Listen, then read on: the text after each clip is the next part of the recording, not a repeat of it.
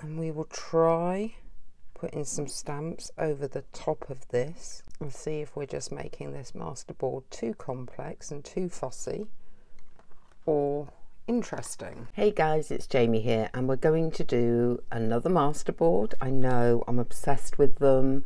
I do love them. This is actually part of the 100-day project anyway. This time I'm going to try and create one that even when I reverse it and cut through it, not knowing where the design is, I end up with something that I don't necessarily need to collage on top of, which is my normal method. Make a masterboard and then collage on top of it anyway. I don't understand how these work, because if you can't see what you're cutting, how do you know you're not decapitating a bird or a person or something? So using my Mod Podge and just a flyer that came through the post, because I get hundreds of flyers, I'm just going to throw some Mod Podge down. You can use PVA glue watered down for this process. You do not need to use Mod Podge, you can use a glue stick. So if you find Mod Podge expensive, which in the UK you probably do, then you don't have to use it. So basically I'm going to do my usual kind of scrapbustery style masterboard. I do have some extras.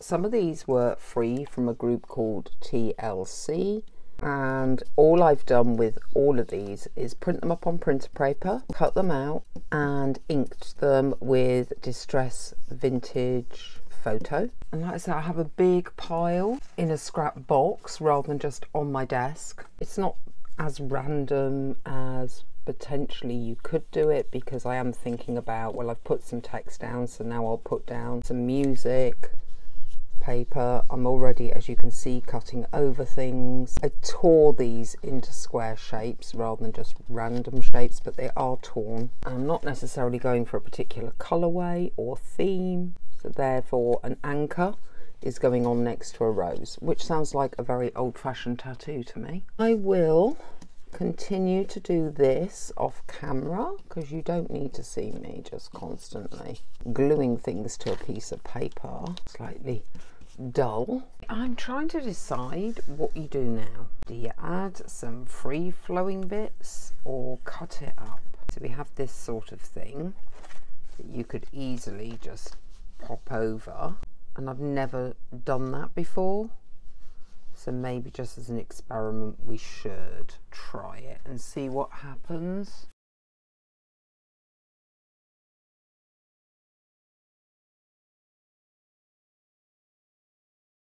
Got another big flower with a floppy leaf that we just know is not going to survive, so let's get rid of it. Got these little birds as well. This is where we could start decapitating things, and it may look really bad.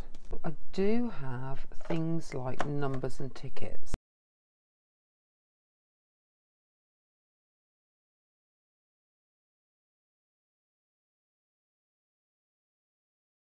A couple more of my little boxes. One's got food labels, which, I don't know, this is getting thicker and thicker and thicker.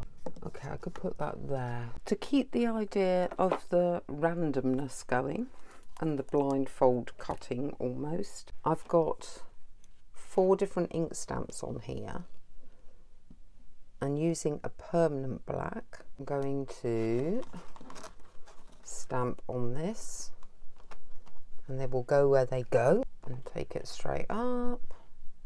Okay, some of those are showing, some aren't. We'll keep going though. I'm going to take a variety of these stamps, so I'm not just going to do these. I will also use some script, some patterns, and we will try putting some stamps over the top of this and see if we're just making this masterboard too complex and too fussy or interesting. I think that's as far as we need to go. There are quite a few stamps on there now. Some are more obvious than others. I'm not sure I like it or not. Let's see what happens when this is cut up. Let's just quickly look at the variety I got from that one masterboard. We have some smaller little journaling cards that I've just cornered. Everything needs backing. I'll probably do that with normal sticker paper. I've made little tags I hope you can see all these. Big journaling cards, and look, the bird did not get decapitated. Medium tags. That one's a little boring. That maybe could have a bit of collage on it. That one's okay. That one's nice. That one's okay. It's not outstanding. Might have to put a word on that one. Let's put that one to one side. I'm looking at them to see if they need extra doing to them. And so far, most of them don't.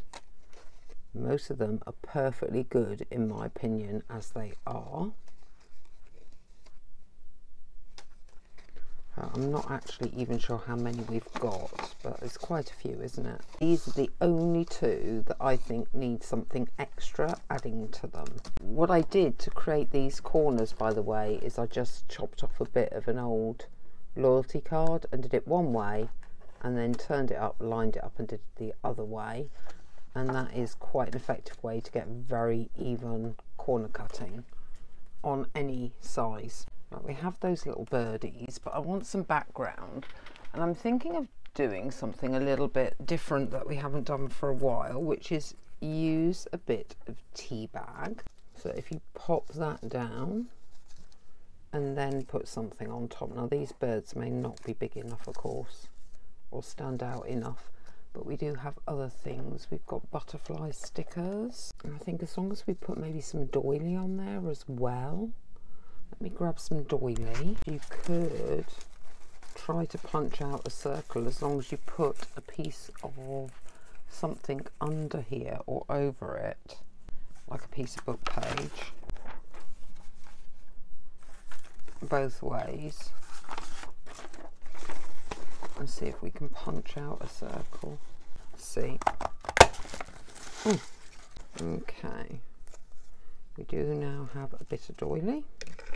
Cool. And then I was going to put that there with a bit of doily and then maybe that butterfly. Obviously all of these can have holes punched in and ribbons or yarn or something threaded through. Okay, I'm not fussed about it, to be honest. It's not the best. I might affect the picture underneath, but I might tear at this a little bit.